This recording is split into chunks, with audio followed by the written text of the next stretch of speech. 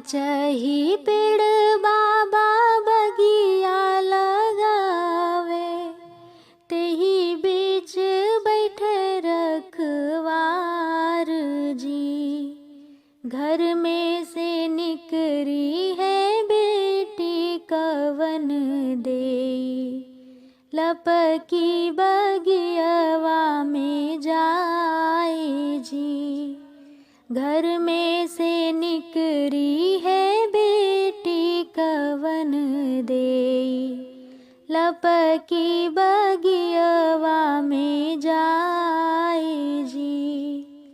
घोड़वा चढ़ल आवे दुल्हे दुलरुआ, बहिया पकड़ी बेल माए जी।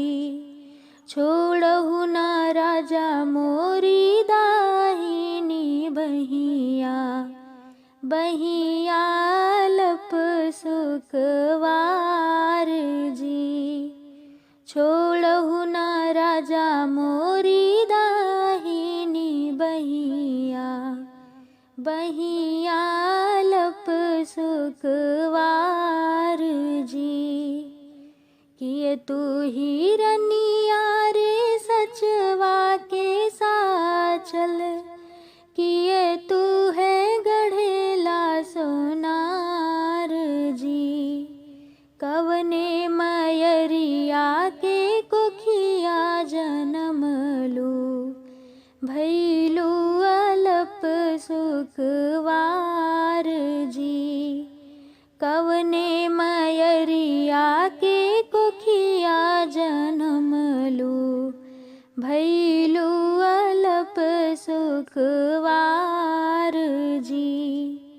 नाही मोरे राजा मैं सचवा के साचल, नाही मोहे गढ़ेला सोनार जी।